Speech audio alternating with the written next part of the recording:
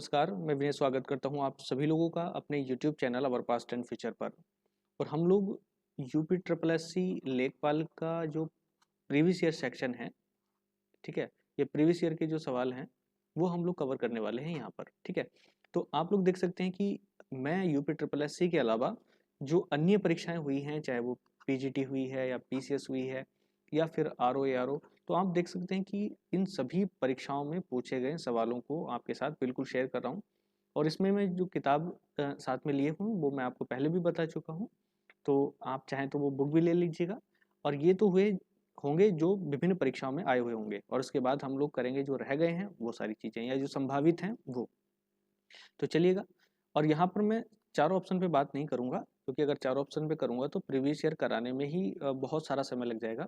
इसकी दो वीडियोस आएंगी, पार्ट 1 और 1 और 2, बस दो पार्ट्स में आपके लगभग 300 प्लस जो सेक्शन है, मतलब 300 प्लस जो वन वर्ड हैं वो आपके हो जाएंगे। ठीक है, तो चलिएगा एक एक करके हम लोग चलते हैं। दावाग्नि शब्द निम्नलिखित में से एक शब्द बताना है। तो आप समझ सकते हैं दावानल, जो दाव के कारण, तो आप समझ सकते हैं जंगल में लगी हुई या लगने वाली आग, क्योंकि बांस भी घिस करके या दाव के कारण जो लगती है तो उसको हम बोलते हैं दावाग्नि। अगला सवाल है, निश्चल का अर्थ नहीं है। तो पहली बात, जो अपने स्थान से हिल ना सके, ये बिल्कुल सही बात है। कोई चीज़ स्थिर है, ये भी, अचल भी, निश्चित, तो ये क्वांटिटी को भी शो कर सकता है, इसलिए ये इसका आंसर नहीं है, ये इसका अर्थ नहीं है। तो आप लोग यहाँ पर देख सकते हैं। तो इस प्रकार से आप हमसे केवल जो बात करेंगे वो करने वाले हैं इनके राइट आंसर्स पे, जिसकी पूर्व से कोई आशा न की गई हो। ठीक है, तो यहाँ पर आप देखेंगे कि इसमें जो लिखे गए हैं शब्द वो गलत भी लिखे हुए हैं। तो जिसकी पूर्व में आशा न की गई हो, अप्रत्याशित। ठीक है, आशा और ए शब्द से जुड़ा हुआ जो शब्द है वो अप्रत्याशित।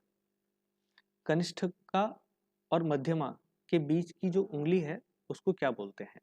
तो कनिष्ठ की मतलब जो सबसे लास्ट वाली छोटी उंगली है, और मध्यमा जो बीच वाली उंगली होती है उसके बीच की जो उंगली होती है उसे बोलते हैं हम अनामिका। ठीक, तो इस तरीके से आप लोग करते चलें। जिसे किसी वस्तु की स्पृहा ना हो, इसके लिए कौन सा उपयुक्त शब्द है? तो वो आपका शब्द है निस्पृह। नी का मतलब होता है नॉट, और स्पृह का अर्थ आप लोग बताएंगे। कुछ सवाल होमवर्क भी रहने चाहिए, तो स्पृह का अर्थ या स्पृहा का अर्थ ये आप लोग हिंदी का आज होमवर्क रखें और मुझे बताएं। नहीं आता है तो कमेंट बॉक्स में लिख दीजिएगा, मैं अर्थ बता दूंगा। गुरु के समीप रहकर अध्ययन करने वाला व्यक्ति कौन होता है? शिष्य, आश्रमवासी, या विद्यार्थी, या अंतेवासी। ये थोड़ा सा साफ नहीं है, मैं लिख दे रहा हूँ, अंतेवासी। ये शुद्ध है और यही राइट आंसर है इसका। ठीक है, तो गुरु के समीप शिक्षा जो लेता है उसको अंतेवासी बोलते हैं। जो अपने पद से हटाया गया हो तो उसको बोलते हैं आप पदच्युत, यानी कि पद से हटाया गया। ठीक, जिसके पेट में माँ ने रस्सी, रस्सी का मतलब होता है दाम, बांध दी हो तो उसको कहते हैं। तो आप यहाँ पे आंसर देख सकते हैं दामोदर। दाम हो गया रस्सी और प्लस पेट हो गया उदर, तो इस तरीके से दामोदर। तो ये लॉर्ड कृष्णा का पर्यायवाची है ये, और उसी वजह से, क्योंकि पेट से रस्सी बांधी गई थी, उनकी माता ने बांधी थी, तो इसलिए दामोदर नाम से भी जाने जाते हैं। थोड़ा नापातुला भोजन करने वाला व्यक्ति, तो आप भोजन करने वाला व्यक्ति है, तो आहार जिसने बनाया हो, मित का मतलब होता है कम, तो मित का मतलब होता है कम, और जो आहार लेता है तो उसे मिताहारी बोलते हैं। पीछे पीछे चलने वाला जो वाक्यांश है उसके लिए एक शब्द यहाँ पर देखें। तो चलने का मतलब गमन, गमन करने वाला, चलने वाला। ठीक है, तो उसके लिए शब्द है अनुगामी। ठीक है, जो पीछे पीछे गमन करे। नेक्स्ट, जिसके हृदय पर आघात हुआ है, उस वाक्यांश के लिए एक शब्द होगा। हाँ, एक चीज और मैं यहाँ पे इस बात के लिए पहले सोचा था, अब भूल गया मैं, लेकिन मैं यहाँ पे बताना चाहूंगा कि आप लोग एक चीज और बताएं कि अनुचर, अनुचर में और अनुगामी में क्या डिफरेंस है। तो अनुचर और अनुगामी में आप लोग डिफरेंस एक बार मुझे बताएं, उसके बाद आपको ये भी चीजें क्लियर हो जाएंगी। जिसके हृदय पर आघात हुआ हो तो उसे बोलते हैं, उसके लिए शब्द इस्तेमाल होता है मर्माहत। आहत और मर्म जो हार्ट से जुड़ा हुआ है वो सब। जिसकी कोई कीमत ना हो, तो कीमती, अमूल्य, ये सब आप समझ सकते हैं। तो अमूल्य। जहाँ पर स्पेशल बात होगी मैं खुद ही रुक जाऊंगा, आप लोगों को टेंशन लेने की जरूरत है नहीं, ठीक है। जैसे पीछे आया था तो मैं वहां पर रुक गया था। अगला, जानने की इच्छा रखने वाला व्यक्ति जिज्ञासु। और अगर ये इच्छा होती तो हम इसको जिज्ञासा कहते, लेकिन अभी क्या है, यहाँ जानने की इच्छा रखने वाला व्यक्ति है, तो इसलिए राइट आंसर है जिज्ञासु। नेक्स्ट, कम बोलने वाला व्यक्ति, तो सीधा है मितभाषी। भाष जो मित का मतलब होता है कम, और भाषा का मतलब बोलने से भी होता है, ठीक है। जिसकी भुजाएं घुटनों तक लंबी हों, तो उसके लिए शब्द है अजानुबाहु, ठीक है। तो अजानुबाहु शब्द उसके लिए इस्तेमाल होता है जिसकी भुजाएं घुटनों तक लंबी होती हैं, या उसे पहले जमाने में धवल भी बोलते थे, ठीक है। तो वैसे धवल का मतलब अलग होता है श्वेत से, लेकिन धवल इन लोगों को भी बोलते थे जो स्पेशल टाइप की बाहु, मतलब स्पेशल ताकत रखते थे, तो ऐसे लोगों को वीर योद्धा कहा जाता था, इस तरीके से। जिसका जन्म निम्न जाति या छोटी या निचले वर्ण में हुआ हो, उसके लिए शब्द क्या है, तो उसको बोलते हैं अंत्यज। एक चीज और ध्यान रखेंगे, जय जब भी किसी शब्द के अंत में लगा होगा उसका मतलब होता है उत्पत्ति, ठीक है, उसके मायने होते हैं उत्पत्ति के। तो अंत्य मतलब जो ब्राह्मण क्षत्रिय वैश्य शूद्र, जो अंतिम जो वर्ण है उससे उसकी उत्पत्ति हुई हो, ठीक है। तो यहाँ पे जय के मायने होते हैं उत्पत्ति के, जैसे पंकज, अंडज, स्वेदज, इस प्रकार से। बहुत अधिक बोलने वाला, तो आप समझ सकते हैं बाचाल, ये जो स्वाभाविक है और आसान है। जिस स्त्री का पति अभी जीवित हो तो उसको कहते हैं हम सधवा, और जिसका पति जीवित ना हो उसको बोलते हैं विधवा, ठीक है। तिलक लगाने में जो अन्न का प्रयोग होता है, उसके लिए प्रयोग किया जाने वाला जो, उसके लिए जो शब्द प्रयोग होता है वो बोलते हैं अक्षत, ठीक।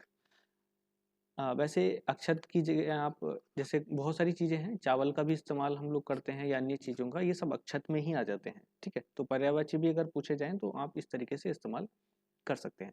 जिसका इलाज ना हो सके उसको बोलते हैं असाध्य, ठीक है। अब जैसे इसमें दुसाध्य है, दु का मतलब होता है कठिन, तो जिसका इलाज कठिन हो उसको हम दुसाध्य बोलते हैं, लेकिन जिसका इलाज हो ही ना सके तो उसे बोलते हैं हम असाध्य। तो यहाँ पे डिफरेंस है, आप लोग खुद देख सकते हैं।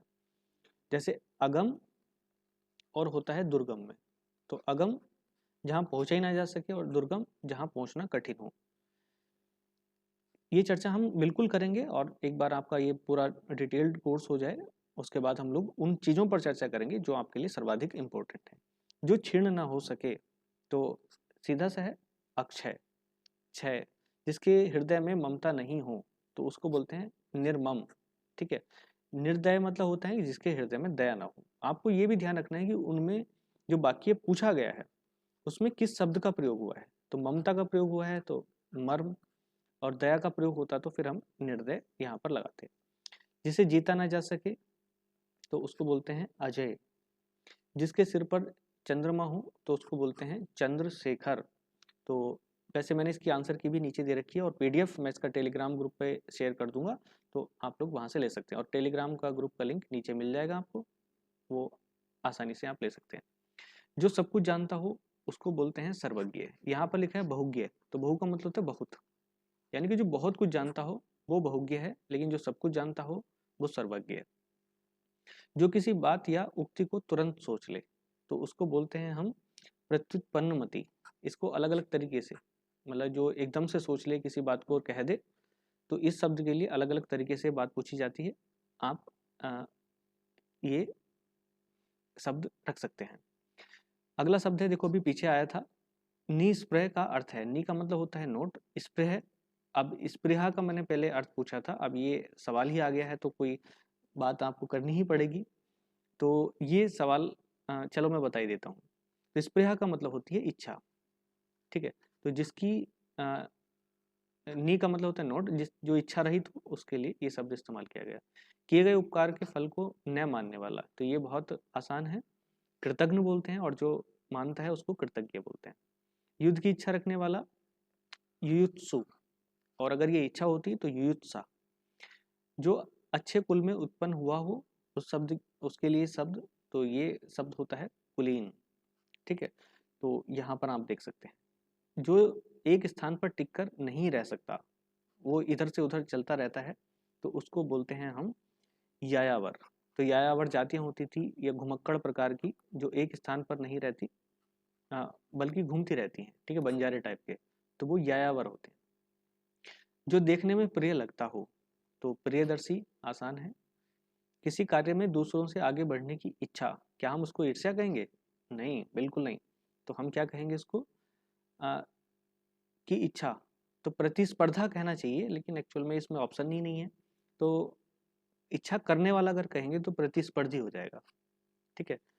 और एक दूसरे से, क्योंकि यहाँ दूसरों से लिखा है ना, तो इसलिए प्रति लगाना जरूरी है। स्पर्धा को हम कह सकते थे, लेकिन उस हिसाब से ज़्यादा सही नहीं, तो इसको मेरे हिसाब से प्रतिस्पर्धा ये शब्द होता तो ज़्यादा सही था। या आप ये करें यहाँ पे, देखिए, इच्छा रखने वाला, समझ गए होंगे आप। बाकी आप समझदार हैं, कर सकते हैं। जो खाने योग्य नहीं है, अखाद्य, इन चीज़ों पर मैं ज़्यादा समय नहीं लूँगा।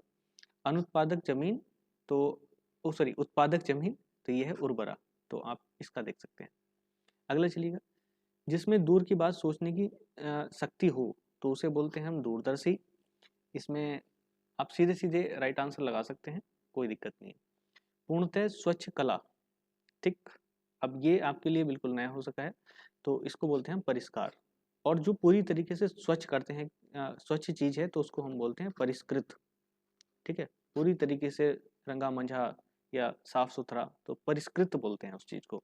तो आप यहाँ से वोकैब भी कर सकते हैं, और आप समझ सकते हैं कि अलग अलग एग्जाम्स में कैसे कैसे सवाल आते हैं। जो कठिनाई से समझ में आए, दुर्बोध, इसकी बात मैं अभी पहले भी कर चुका था, ठीक। मन का दुर्भाव, ठीक है, तो इसको क्या हम बोलेंगे? तो इसको बोलेंगे हम मनोमानिल मनोमालिन्य, मन की मलिनता, है नहीं, यानी कि मन में आने वाली जो बुराई है। जो समान न हो, तो वो असम होता है, बिल्कुल सीधा है, कोई दिक्कत ही नहीं है। जिसका कोई आश्रय न हो, तो निराश्रय, सीधा सीधा। नेक्स्ट, गुण और दोष का विवेचन करने वाला, उसे बोलते हैं समालोचक। आलोचना तो करता है, लेकिन सम दृष्टि रखता हुआ, यानी कि उसकी अच्छाई भी देखेगा और साथ में बुराई भी देखा। जिसका कोई आकार ना हो, निराकार, ठीक। किए गए उपकार को न मानने वाला, अभी पीछे भी आया था, कृतघ्न, आप लगा सकते हैं। पैनी बुद्धि वाला, तो उसे हम बोलते हैं कुशाग्र। कुश, आपने देखा होगा, कुश होती है जो कोई एक धारदार, मतलब आपने दूब घास देखी होगी, उसके अग्र हिस्से को कुश बोलते हैं। तो कुशा का जो अग्र भाग है, तो उसकी तरीके से नुकीला, बुद्धि वाला, कुशाग्र बुद्धि, ठीक है। सिर्फ अपना हित चाहने वाला, ये स्वार्थी ही हो सकता है। जिसे सबसे पहले गिनना उचित हो, उसको क्या बोलेंगे? उसको बोलेंगे हम अग्रगण्य, जिसकी गिनती पहले गिनी जा सके। तो जिसको गिना ही ना जा सके, तो आप समझ सकते हैं गण्य। बड़ा बनने की इच्छा रखने वाला, तो महत्वाकांक्षी, बहुत बड़ा है। पीछे पीछे चलने वाला, तो ये होता है अनुगामी, पीछे चलने वाला, अभी पीछे भी आया था। चलिएगा, इसमें लगभग 150 सवाल होंगे जो हम लोग कवर करेंगे। एक पर ही श्रद्धा या आस्था रखने वाला, तो आप समझ सकते हैं कि इसमें एक का भाव छिपा हुआ है, तो एक के प्रति जो निष्ठा रखे, ठीक है, उसे बोलते हैं एकनिष्ठ। अब ग्रामीण बैंक में पूछा गया था, जिस स्त्री को कोई संतान ना हो, तो उसको हम क्या बोलते हैं? बांझ। कोई स्पेशल नहीं है, आप अच्छी तरीके से समझ सकते हैं। जो कभी पहले ना हुआ हो, अभूतपूर्व। भूत का मतलब होता है पहले, ठीक है, प्राचीन काल में, और पूर्व का मतलब भी पहले होता है। तो इस तरीके से, मतलब आप सिर्फ जोड़ सकते हैं, बाकी कुछ नहीं है।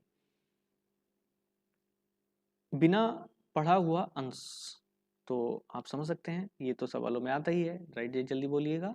तो ये है अपठित, ठीक है, अपठित पद्यांश। जिसकी मति झट से सोचने वाली हो, अभी पीछे आया था, प्रतिपन्न मति। जिसका जन्म पहले हुआ हो, देखो जन्म या उत्पत्ति पहले हुई, जय तो आना ही है लास्ट में, और पहले आया हो तो अग्र, अग्र का मतलब पहले, उत्पत्ति होने वाला, इसलिए अग्रज। और जिसका पीछे जन्म हुआ हो, उसे अनुज, और जिसका जन्म 2 बार हुआ हो, उसे बोलते हैं द्विज, ठीक है। इन चीज़ों पे मैं बाद में चर्चा करूंगा। अभी आप पहले एक बार मोटा मोटा इन सभी चीज़ों पे, सवालों पे ध्यान दीजिएगा, और फिर हम डिटेल्ड चर्चा करेंगे जब आप हमारे साथ पूरी तरीके से जुड़ जाएंगे। जिसका मन और ध्यान दूसरी तरफ लगा हो, अन्य मनस्क। जिसका मन कहीं अन्य स्थान पर लगा हो, अन्य मनस्क। स्वयंभू, जो स्वयं से उत्पन्न होता हो, ठीक है, भू का मतलब होता है उत्पत्ति से, और स्वयं का मतलब अपने आप। बढ़ा चढ़ा कर कहना किसी को, तो अतिशयोक्ति। अतिशय मतलब होता है ज्यादा, किसी भी चीज का अतिशय होना मतलब ज्यादा होना, और उक्ति का मतलब कहना, अतिशय प्लस उक्ति, तो इसीलिए आप यहाँ पे देखेंगे अतिशयोक्ति। ठीक। नियम विरुद्ध असामाजिक कार्य करने वालों की सूची, तो ब्लैक लिस्ट होती है, ये तो काली सूची। हाथी की पीठ पर रखे जाने वाला आसन होदा, ठीक है, इसको होदा बोलते हैं। थोड़ा सा तेज चलने के लिए माफी भी चाहूंगा, लेकिन जरूरी है इस काम को करना। गुरु के समीप रहकर शिक्षा ग्रहण करने के लिए अंत्यवासी, ये पहले आ चुका है। उत्तराधिकार में प्राप्त संपत्ति, इसे बोलते हैं रिक्त। ठीक, इसका आंसर है ये रिक्त 62। जिसे प्रमाण द्वारा सिद्ध न किया जा सके, तो जिसे प्रमाण द्वारा सिद्ध नहीं किया जा सकता उसके लिए शब्द है अप्रमेय, जिसे प्रमाणित नहीं किया जा सकता। और यहाँ पर आप देखेंगे कि अब ये शब्द अप्रमाणित, तो जिसको प्रमेय द्वारा सिद्ध ना किया गया हो, ठीक है, तो ना किया जा सके अप्रमेय, किया गया हो ना किया गया हो तो अप्रमाणित। स्वयंसेवक के लिए शब्द है जो अपनी इच्छा से सभी की सेवा करता हो, ये इसके लिए राइट शब्द है, वो आप लोग देख सकते हैं। अपना उद्देश्य पूर्ण होने पर संतुष्ट, ऐसे व्यक्ति के लिए क्या बोलते हैं, तो ये शब्द आता है आपका कृतार्थ। ठीक है, हम कृतार्थ हुए, यानी कि अपना, जैसे जब भगवान या लॉर्ड कृष्णा या कोई भी और वरदान देने के लिए आते थे तो बाद में यही शब्द इस्तेमाल किया जाता था। गिरा हुआ, पतित, कोई दिक्कत वाली बात इसमें है नहीं। इनमें से एक के लिए प्रयोज्य शब्द है असूर्यपस्या, तो वह स्थान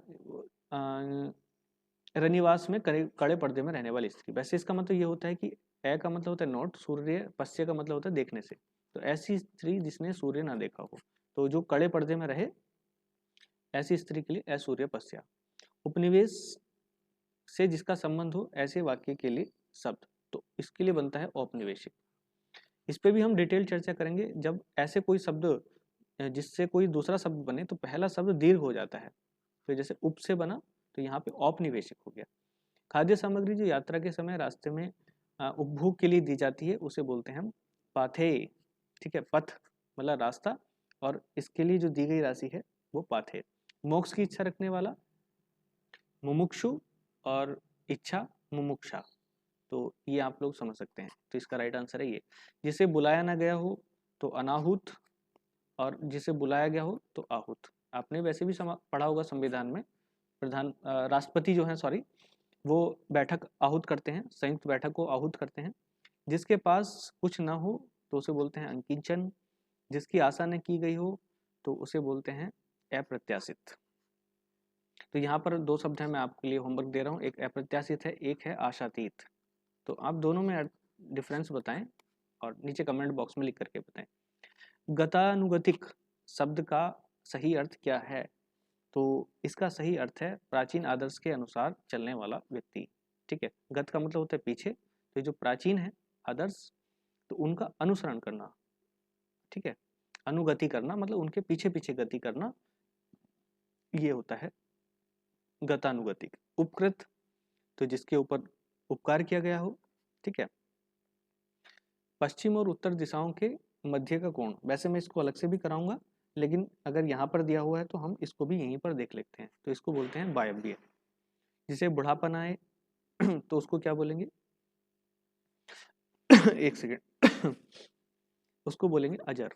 जर, जरावस्था आपने पढ़ी होगी, तो जरावस्था मतलब बुढ़ापा, और जो जर होए ना या बुढ़ापन आए जिसको, वो अजर। युगों से चले आने वाला, तो जो युगों से चला आ रहा हो, तो उसके लिए जो शब्द बनता है वो है सनातन। ठीक है, आपने सुना भी होगा सनातन धर्म, इस तरीके से। जो क्षमा करने योग्य नहीं है, अक्षम्य, बहुत मंद गति से काम करने वाला, उसको बोलते हैं मंथर। ठीक, तो इस तरीके से आप अभी तक 80 सवाल कर चुके हैं, लेकिन डरने की जरूरत नहीं है, हम इसको 160 ही करेंगे, 150 सॉरी। अनेक युगों से चलाने वाला सनातन, अगेन। उचित और अनुचित का ध्यान रखने वाला व्यक्ति, उसके लिए शब्द होता है विवेकी। जो पूजा के योग्य हो, पूजनीय, लेकिन इसमें बाकी सेंटेंस की अशुद्धि हो सकती है, तो आप इसको जरा ध्यान से करिएगा। 83, तो कई बार ऐसे भी सवाल आते हैं। जो अपने कर्तव्य का निश्चय ना कर सके तो उसे बोलते हैं किम कर्तव्य विमूढ़। ठीक, थोड़ा सा कठिन शब्द है लेकिन याद करना पड़ेगा। जीतने की इच्छा, ये आप देखें तो इसको बोलते हैं जिगीसा, जीतने की इच्छा। वह भाई जो अन्य माता के उदर से उत्पन्न हुआ हो तो उसे बोलते हैं अन्योदर। अगर एक ही माता के पेट से उत्पन्न हुए तो सहोदर। मोक्ष की इच्छा रखने वाला मुमुक्षु। 25 वर्ष पूरे होने पर जो उत्सव मनाया जाता है उसके लिए शब्द है हीरक जयंती। ठीक है, बाकी जयंतियां भी सब पढ़ेंगे। एहसान न मानने वाला कृतघ्न, यही ज्यादा आ रहा है, क्या बात है। जो देखने में प्रिय लगता हो प्रियदर्शी। बचपन और जवानी के बीच की अवस्था इसे बोलते हैं वय संधि। ठीक है, और यहीं पर व्यक्ति होता है वयस्क। आप समझ सकते होंगे इस बात को, और सारे ही समझते होंगे। वीर पुत्र को जन्म देने वाली स्त्री। तो भाई बताओ क्या होना चाहिए इसका राइट आंसर। जब मैं पीछे आऊं तो क्या होना चाहिए, वीर प्रसू। ये शब्द आप प्रसूता जब पूरा करते हैं तो आप समझ सकते हैं। ठीक है, जन्म देने से ही है। समय की दृष्टि से अनुकूल कोई चीज है तो समय अनुकूल, सीधा दी के। ऐसा व्यक्ति जो तत्काल रचना कर देता हो। आशु कवि, पुरुष और स्त्री का जोड़ा जिसे आप बोलते हैं दंपति। ठीक है, अनिश्चित जीविका, ये है आकाशवृत्ति। अंत्यज, देखो सिर्फ फिर वही बात आ गई है, तो निम्न जाति में जन्म लेने वाला व्यक्ति। निश्चित समय के भीतर पत्र का उत्तर न प्राप्त होने की दशा में अनुबोधक के रूप में भेजा जाने वाला पत्र, तो ये तो पत्राचार का हो गया, उसे बोलते हैं अनुस्मारक। जो दोबारा से स्मृति कराने के लिए, दोबारा से याद दिलाने के लिए दिया गया हो वो। वह स्त्री जिसकी कोई संतान न हो, तो इसके लिए क्या आंसर होगा, वांछ।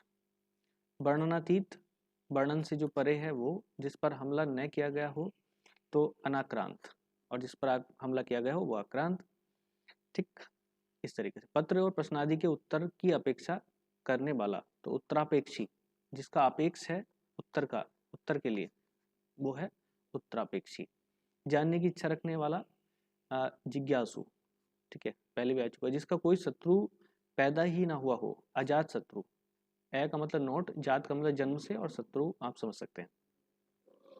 जिसका जन्म पहले हुआ हो, अग्रज। जिसका इंद्रियों से अनुमान न लगाया जा सके तो उसे हम क्या बोलते हैं, उसके लिए जो शब्द है वो है अतीन्द्रिय। ठीक है, तो ये शब्द है। जो नभ में चलता हो उसको बोलते हैं खेचर। ठीक है, नभचर भी बोल सकते हैं, खेचर भी बोल सकते हैं। वह स्त्री जिसका पति प्रदेश से आने वाला हो तो उसको बोलते हैं आगमिष्यत पतिका, तो जिसकी आने की संभावना हो। ये जो अधर शय बनाते हैं तो ये सब फ्यूचर की तरफ इशारा देते हैं, जैसे पश्यति, पश्यंती, इस तरीके से आप समझ सकते होंगे। दूध ही जिसका भोजन है तो उसको क्या बोलेंगे, ये तो आसान है, दुग्धाहारी। अजानुबाहु, अभी पीछे आ चुका है, जिसकी भुजाएं घुटनों तक लंबी हों। समस्त पृथ्वी से संबंध रखने वाला सार्वभौमिक। जिसके जिसने मृत्यु को जीत लिया हो तो उसको बोलते हैं मृत्युंजय। ठीक है, इसलिए महामृत्युंजय मंत्र का जाप भी होता है। जो शीघ्र ही किसी बात या युक्ति को सोच ले, प्रतिपन्नमति, पहले आ चुका है। जो न बहुत गर्म हो न बहुत ठंडा हो, मतलब दोनों ही चीजें हैं, तो उसको समशीतोष्ण। सम का मतलब बराबर, शीत और उष्ण। ठीक है, तो आप इसमें देखेंगे शीत भी है, ठंडा भी है, और उष्ण भी है। तो इसके लिए जो शब्द है तो हम समशीतोष्ण। जो बहुत अधिक बोलता हो, वाचाल। अन्यमनस्क, जिसका मन किसी दूसरी ओर लगा हो, तो वो तो आप नीचे से वैसे भी दिख रहा होगा, अन्यमनस्क। चलिएगा और आगे देखते हैं। वीर पुत्र को जन्म देने वाली के लिए वीर प्रसू अभी पहले भी आ चुका है। जो प्रमाणों द्वारा सिद्ध ना हो सके, अप्रमेय। जिसका उपचार ना हो सके, असाध्य। वन में लगने वाली आग, देखो अभी पहले हाँ शायद पहले भी वन में वाली आई थी, तो यहाँ पर भी ये वन वाली आग ही है, इसलिए दावानल। ठीक है, पेट वाली आग है तो जठराग नहीं बोलते हैं उसको, लेकिन चलो कोई बात नहीं, यहाँ पे आगे देखेंगे। जो किए गए उपकार को मानता हो, बड़ी देर बाद आया है, तो उससे कृतज्ञ। मोक्ष की काम रखने वाला मुमुक्षु। जो कानून के अनुकूल न हो तो उसे क्या बोलते हैं, अवैध। जहाँ सेना वास करती हो, तो बताओ क्या होना चाहिए इसमें, सीधा सा सवाल है, सैन्यवास। जिसे बुलाया ना गया हो, अनाहुत। वह वस्तु जो नाशवान हो तो उसको क्या बोलते हैं, नश्वर। ठीक, बहुत छोटा सा है। महल के भीतरी भाग जिसे बोलते हैं अंतःपुर। ठीक है, अब यहाँ पर आप एक चीज देख सकते हैं कि रनिवास भी इसका पर्यायवाची आता है, लेकिन आपको एक बात यहाँ पर ध्यान में रखनी है। अंत्य का मतलब होता है अंदर, और पुर का मतलब होता है महल। रनिवास को अंतःपुर के अंदर ही बनाया जाता था, सामान्य तौर से सुरक्षा की दृष्टि से। तो इसलिए कई बार इसका पर्यायवाची देखने को मिल जाता है, जबकि मेन बात क्या पूछी गई है, महल के भीतरी भाग। तो जैसी जैसी बात कही वैसा वैसा सवाल। जो सरलतापूर्वक प्राप्त किया जा सके तो उसको बोलते हैं सुलभ। ठीक है, सुलभ शौचालय आप समझ सकते हैं। इसमें तो कोई बड़ी बात नहीं है। ठीक है, इस तरीके से आप सारी चीज़ों को कर सकते हैं। चलिएगा आगे देखते हैं। बिना घर का अनिकेत, ये नाम पढ़े होंगे आपने। निकेत का मतलब होता है घर, घर निकेत या निकेतन। ए का मतलब होता है नोट, आप समझ सकते हैं। रास्ते में दी जाने वाली सामग्री खाने के लिए पाथे हमेशा रहने वाला, तो जो हमेशा रहेगा वो रहेगा शाश्वत। आधी रात का समय तो उसको बोलते हैं हम निशीथ। ठीक है, आधी रात का समय। अगोचर, ए का मतलब होता है नोट, और ये जो शब्द है गो, ये अनेकार्थी शब्द है और इसका मतलब इंद्रियां भी होता है। ठीक है, उसमें एक इंद्री भी इसका पर्यायवाची होता है, और गो मतलब गाय भी होती है, क्योंकि अनेकार्थी शब्द, और चर मतलब चरने वाला।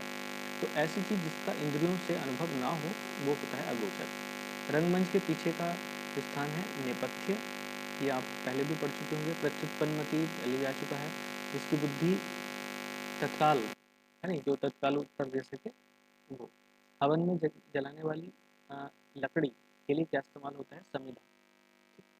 जिजीविषा, जीवन की इच्छा, ये तो सामान्य सा शब्द है। पार्थिव, जिसका संबंध पृथ्वी से हो वो पार्थिव है। ठीक है, पार्थिव शरीर बन जाता है बाद में। विषाएं हैं, जिसका वस्त्र हो, तो उसके लिए क्या शब्द इस्तेमाल करेंगे, इधर तो नहीं है, शायद इधर होगा। उसको बोलते हैं दिगंबर। दिक मतलब दिशाएं, और अंबर मतलब कपड़े, क्योंकि ये भी अनेकार्थी है। तो अंबर मतलब आकाश भी होता है लेकिन वस्त्र भी होता है, तो दिगंबर। जयावर का सटीकरण अभी पीछे आ चुका है, जिसका कोई निश्चित स्थान ना हो, इधर उधर भटकता रहता हो, तो इसको जयावर बोलते हैं।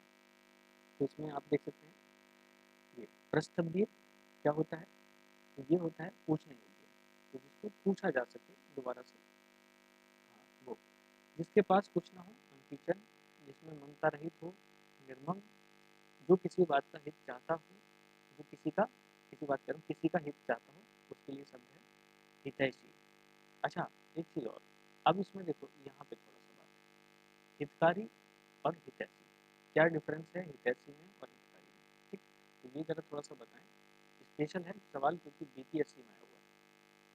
ठीक है, आधे सवाल तो मेरे पीछे के गायब हो गए क्योंकि बीच में आ गए थे। तो अब आप ये और होमवर्क रखें और मुझे बताएं कि राइट आंसर क्या होगा। पलकों को गिराए बगैर, तो निर्निमेष, बिना पलक के गिराए। नेत का मतलब होता है नोट। ठीक, अंतेवासी, तो गुरु के समीप रहने वाला शिष्य। जिसका जन्म कन्या से हुआ हो तो उसको बोलते हैं कानीन। ठीक, तो कानीन।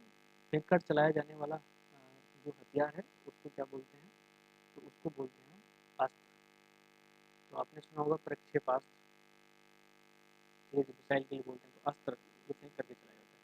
समुद्र में लगने वाली आग, ये भैया ये भी सवाल आ गया है, तो आपको कोई दिक्कत ही नहीं है, बड़ भाग में पीछे का भी सवाल कंप्लीट हो गया। और 150 सवाल स्वेदज, स्वेद बोलते हैं पसीने को, और जय के मायने होते हैं उत्पत्ति के, तो इसलिए जो पसीने से उत्पन्न हुआ हो उसको बोलते हैं स्वेदज। तो ये हो गए 150 सवाल। आप लोगों के समय थोड़ा सा ज़्यादा लगा, लेकिन इसमें प्रीवियस ईयर के ज़्यादातर सवाल आपको कवर होते हैं, और इतने ही सवाल अभी और हैं जो मैं इसके पार्ट 2 में यानी कि कल लेके जाऊँगा। तब तक आप लोग इन्हीं चीज़ों को एक बार रिकॉल कर लीजिएगा और समझ लीजिएगा। ठीक है, तो नेक्स्ट वीडियो के साथ